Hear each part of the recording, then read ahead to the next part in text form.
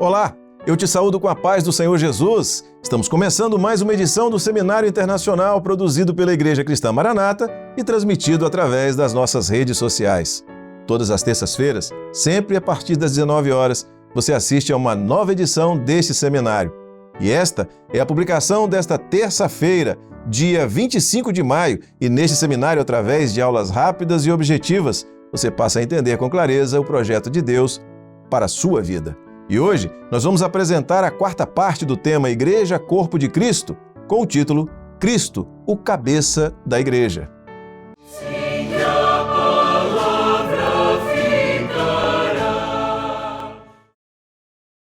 O apóstolo Paulo afirma que Jesus é o cabeça da Igreja. Isso na carta aos Efésios, no capítulo 4, versos 15 e 16, que diz assim: Antes, seguindo a verdade em amor, cresçamos em tudo naquele que é a cabeça, Cristo, do qual todo o corpo, bem ajustado e ligado pelo auxílio de todas as juntas, segundo a justa operação de cada parte, faz o aumento do corpo para sua edificação em amor. Todas as ações do corpo humano obedecem ao comando que vem do cérebro. Assim é a Igreja, corpo de Cristo. Seus atos são todos realizados sob o comando daquele que é a cabeça deste corpo, ou seja, o Senhor Jesus Cristo. E isso é feito através do Espírito Santo, porque o controle da cabeça sobre o corpo se dá enquanto o sangue está circulando. Se o sangue parar de circular num corpo, esse corpo perde a vida e então ocorre o que a medicina chama de morte cerebral. Assim também, se o Espírito Santo não estiver operando na igreja como corpo de Cristo, essa igreja perde o comando, o governo do Espírito Santo. Assim, Cristo passa a não ser o cabeça desta igreja. Daí o corpo morre e as pessoas podem fazer o que quiserem deste corpo morto. Mas e se a igreja não discernir o corpo de Cristo? Vejamos um aspecto abordado por Paulo quando fala sobre a igreja como corpo de Cristo. Isso ele fala na primeira carta aos Coríntios, capítulo 11, versos 29 e 30, que diz assim: Porque o que come e bebe indignamente, come e bebe para sua própria condenação, não discernindo o corpo de Cristo. Por causa disto, há entre vós muitos fracos e doentes, e muitos que dormem. Não discernir o corpo do Senhor é uma expressão que equivale à falta de uma boa circulação do sangue no corpo. Isso traz sérias consequências para a saúde do corpo. Se o fluxo do sangue não é normal em uma parte do corpo, essa parte enfraquece por estar se alimentando pouco no corpo. Isso acontece na igreja, quando um membro do corpo não está deixando a revelação do Espírito Santo chegar até a sua vida. E a primeira consequência é a fraqueza espiritual.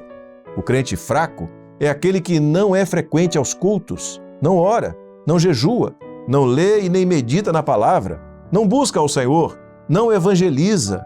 É fraco porque não está se alimentando no corpo. O crente, à semelhança de um membro do corpo, se alimenta do corpo de Cristo, a igreja, onde circula o sangue do Senhor Jesus, ou seja, o Espírito Santo, nutrindo todas as partes. Se em razão de qualquer doença, um determinado órgão do corpo humano recebe pouco sangue, ele se enfraquece e pode vir a morrer. O crente que discerne a necessidade de viver no corpo de Cristo precisa ter vida abundante neste sentido. A presença do crente na igreja e no seu convívio é necessária para receber cotidianamente o alimento que só o Espírito Santo é capaz de conceder ao homem. Esse alimento vem pela palavra, por um dom espiritual ou até mesmo por qualquer outra operação do Espírito Santo.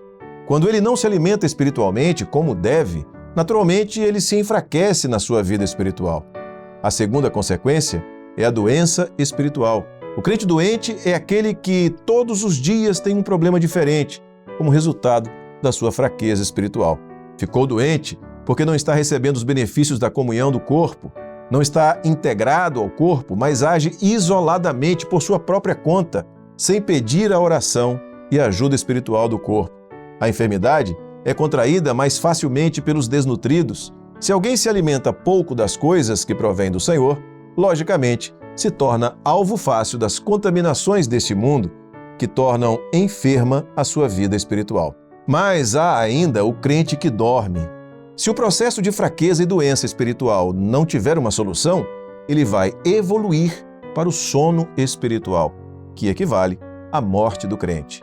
Isso, naturalmente, no sentido espiritual. A igreja não pode contar com o crente que dorme, pois ele não frequenta os cultos, não participa dos trabalhos da igreja. Quando ouve a mensagem, ou seja, a pregação, ele não se lembra do que foi pregado, porque muitas vezes até dorme literalmente nos cultos. Fraqueza, doença e morte espiritual. A desnutrição gera fraqueza, aumenta a vulnerabilidade, permitindo ocorrer doenças, e daí vem a morte espiritual. O membro da igreja não pode dormir na sua vida espiritual. Por isso o Senhor Jesus afirmou em João capítulo 6, verso 57, assim como o Pai que vive me enviou, e eu vivo pelo Pai, assim quem de mim se alimenta também viverá por mim. Essa reflexão é parte do conteúdo produzido para os seminários da Igreja Cristã Maranata. E na próxima terça, se Deus quiser, voltaremos com mais um novo vídeo dentro deste tema. A todos, a paz do Senhor Jesus!